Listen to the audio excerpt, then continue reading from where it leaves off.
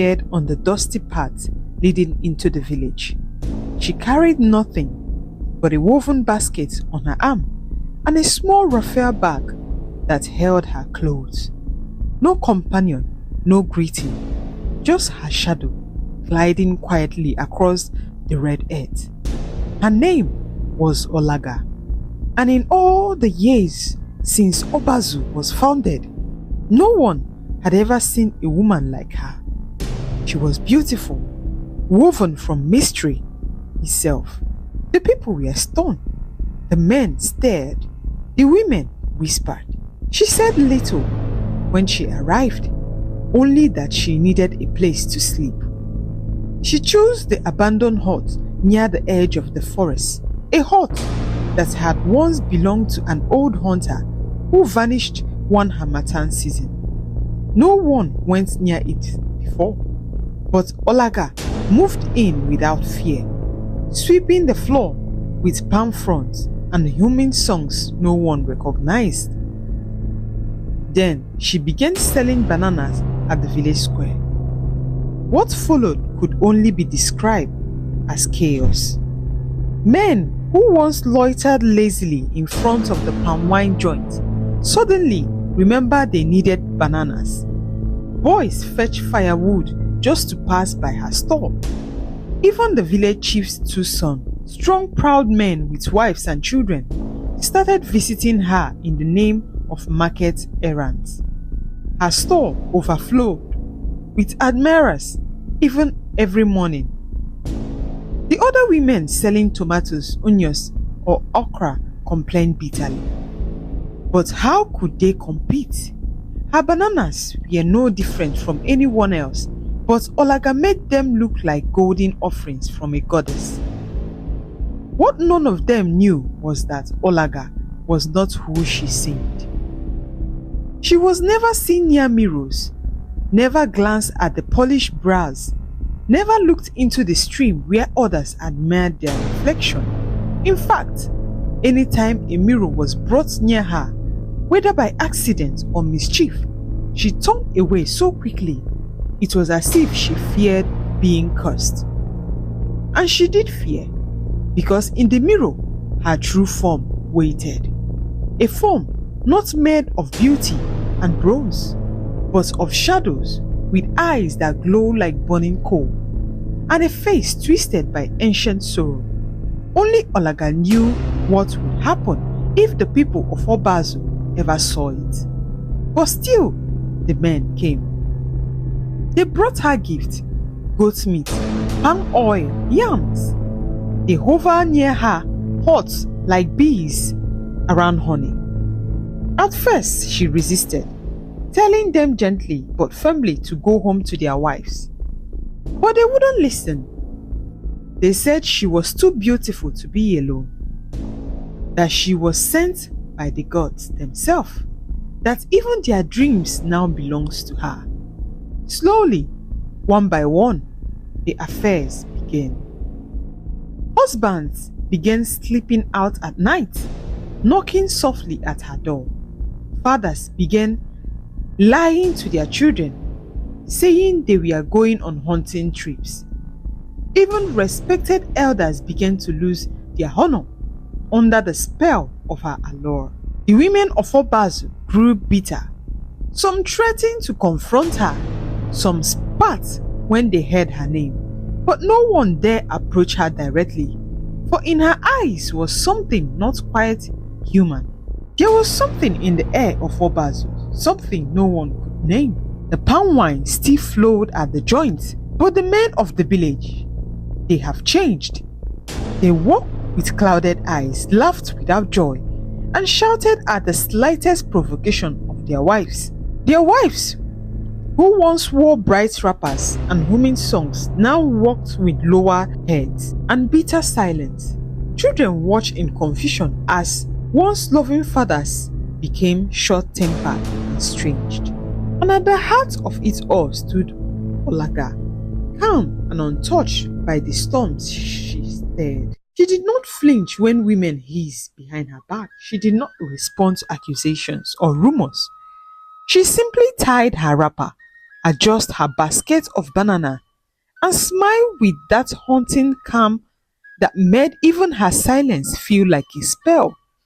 But the women saw the truth in their bruises. Men who once trembled at the thought of raising a hand against their wives now roared like beasts. They came home smelling of banana peels and sweat, of perfume that wasn't their wives'. Among all the women nursing broken hearts, one stood out: Adaeze. Adaeze was not just another village girl.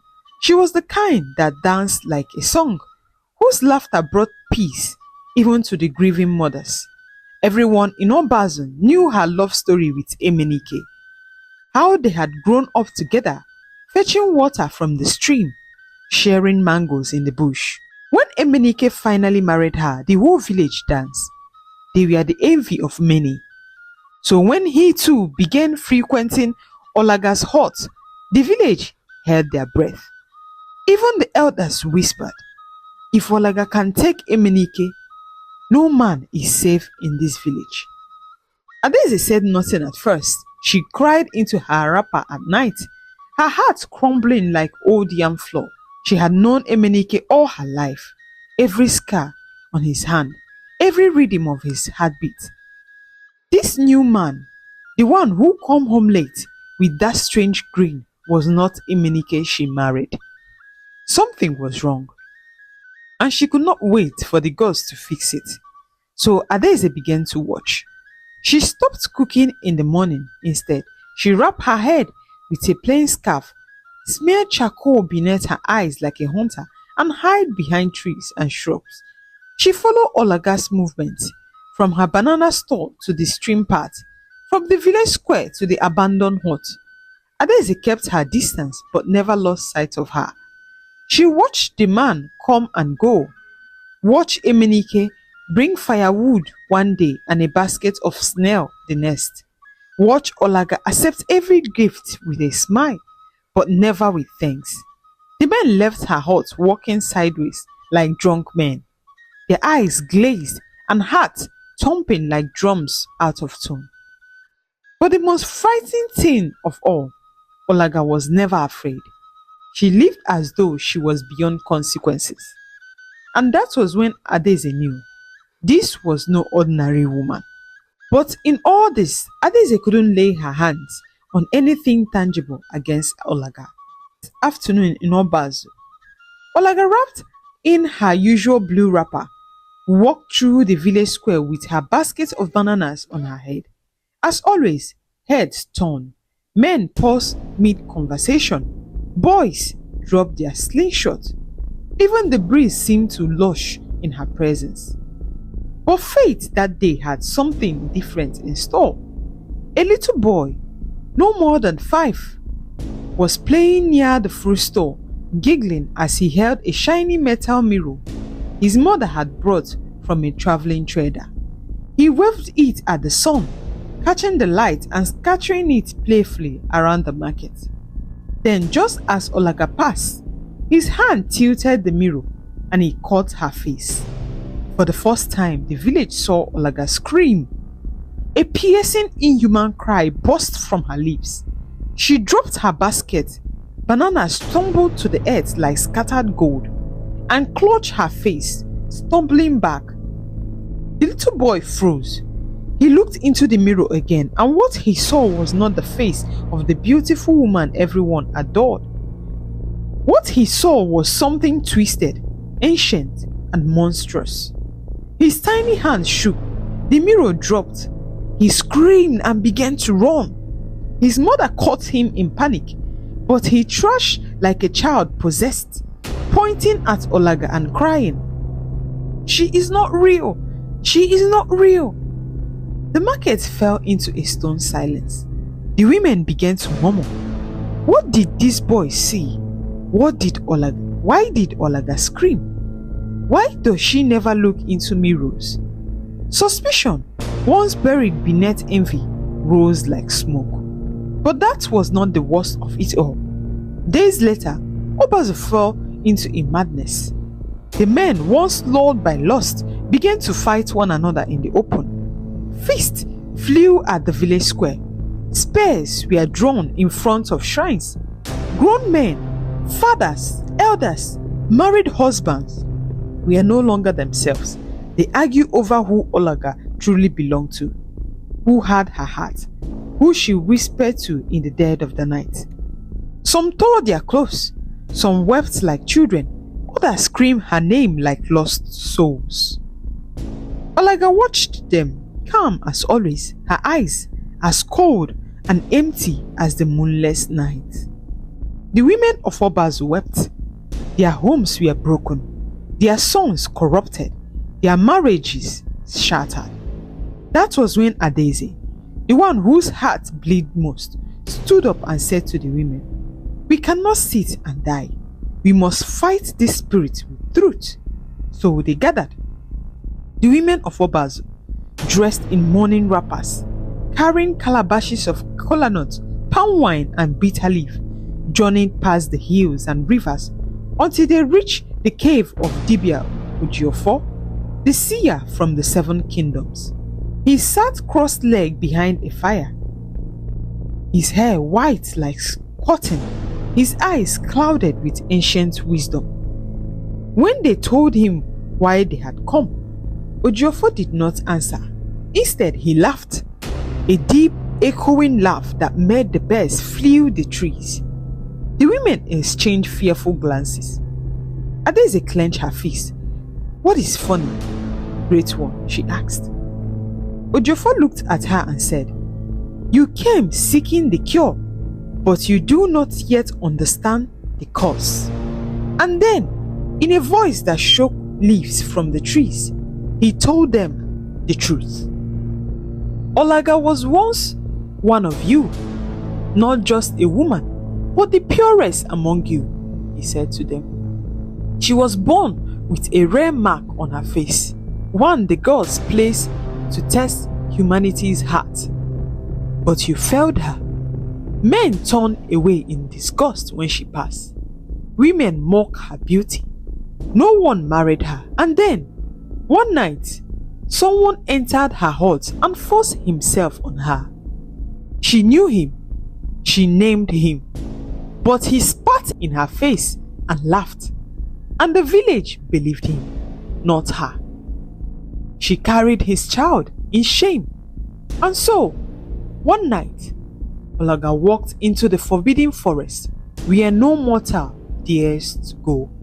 There, she offered her life and the life of her unborn child to the dark spirit in exchange for revenge and beauty. She asked to be adored, worshipped and remembered, and the spirit granted her wish, but at a price. The Olaga you see now is a shell.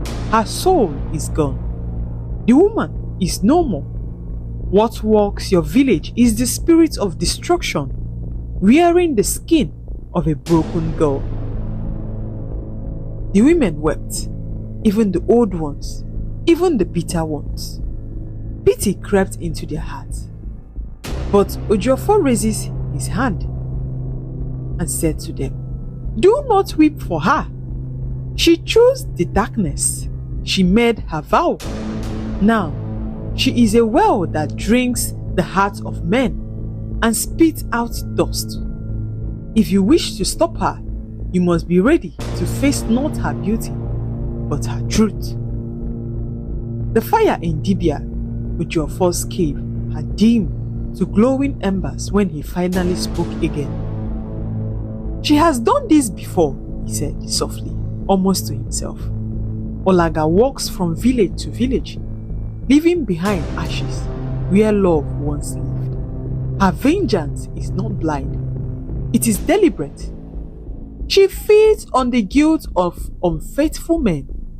Her victims are always the same: husbands who cheat, fathers who lie, men whose words are sweeter than their spirits.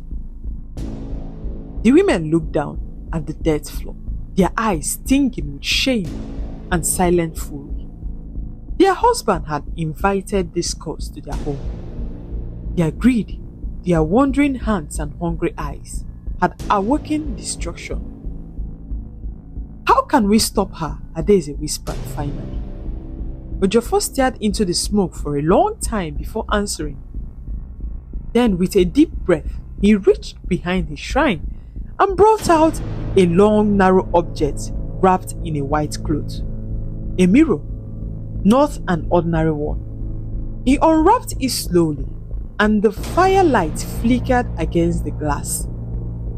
He whispered into the mirror, his voice low and trembling with power, and the glass shimmered faintly as if it had come alive. "This mirror holds the power to strip away illusions," he said, handing it to Adaeze. "If Olaga looks into it, even for a moment, her true form will appear.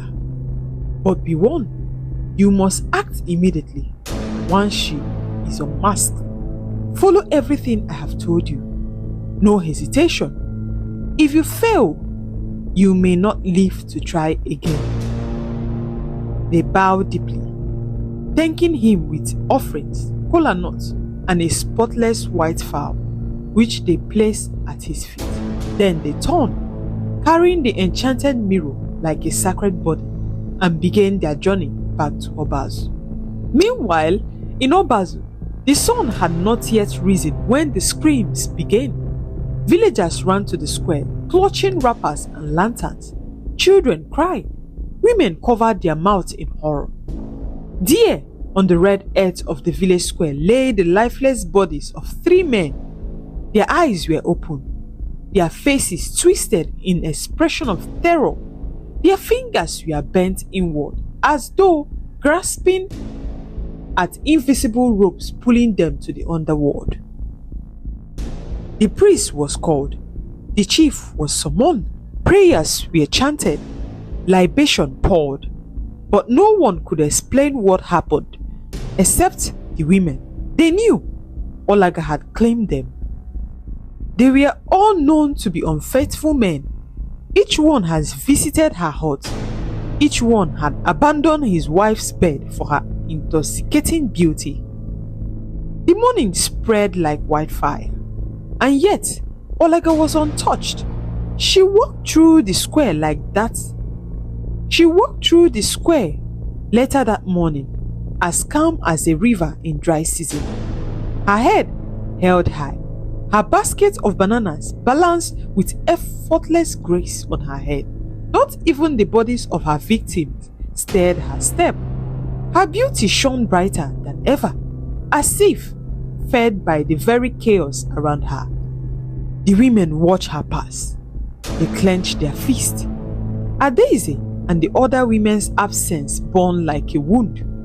They had not returned yet from the journey, and time was running out. The air in Obazu was thick with dread. The drums were silent, the birds no longer sang, and the spirit of destruction still walked among them, wearing the face of a goddess. By the morning of the 7th day, Obazu was no longer a village. It was a shadow of itself. 7 men had died, 7 fathers, 7 husbands, 7 souls who had wandered too close to the flame. No one dared to sleep. The market was empty. Drums had fallen silent. Children clung to their mothers, and even the birds refused to sing. Then, just as the sun crested the hills and bathed the land in golden soap, Adaeze and the women returned. They came like warriors, face tired, eyes sharp, their footsteps steady, wrapped in white and ash. They moved through the village quietly, not drawing attention. They carried the enchanted mirror, wrapped in white cloth, as the Dibia had instructed them. That morning, they did not weep, but they acted. At the center of the marketplace, where Olaga often passed, the women placed the mirror upright on a carved wooden stand. They covered it once more with a white cloth and poured drops of palm oil around it, forming a sacred circle. The air was heavy. The trap was set. Minutes later, and then she came. Olaga. Her wrapper was red that day. the color of fire and blood. Her basket balanced as always, her walk as graceful as a drifting leaf. She had not aged a second. If anything, she was more radiant, more terrifying in her beauty. The villagers watched from behind stores and doorways. Some held their breath, others held their hearts. Olaga approached the marketplace. Then, just as she passed the mirror, someone called her name. Olaga! Then she turned, and in that very instant, the cloth was pulled away from the mirror. The mirror stood back and waited. Olaga's eyes met her reflection, and the earth seemed to stop spinning. She screamed, a sound not of woman or human, but something ancient, wrecked and filled with agony. The entire village saw it, the reflection in the mirror. They all saw it, no longer the beautiful woman they knew. What stood in the glass was a dark entity, twisted, burned, its eyes like wells of black fire, its mouth stretched in an internal scream. And then the mirror pulled her in. Her body shimmered, twisted, and vanished, sucked into the glass like smoke into a jar. She was trapped. Adaeze moved quickly. She knelt before the mirror and broke the sacred egg Dibia Ejiofor had given them. A great wind rose. Then, in one voice, they lifted the mirror and shattered it upon the ground. A blinding light burst from the sherds, and then silence. The birds, no wind, no cry, just peace. For the first time in weeks, the air was calm, the sun warm, the earth without burning. The ground no longer felt heavy. The spirit was gone. Olaga was never seen again. And in her place, a lesson remained. The men of Obaz wept, not just from fear, but from shame. They went to their wives on bent knees, with bare feet and broken words. They begged for forgiveness. Some fasted, some built shrines in their home to honor loyalty. All of them had learned a terrible truth. When a man breaks his vow, he opens a door, and not all who walk through are women of flesh. And so, the story of Olaga, the woman who never looked in mirrors, the spirit who punished unfaithful men, was told from mouth to ear, generation to generation. Children gathered around fires to hear how beauty can hide destruction, and how the mirror, though silent, never lies. And whenever a stranger entered Obazo, the women watched her carefully, not in hatred, but in memory. The end. What did you learn from this powerful story? Do well to comment on the comment section.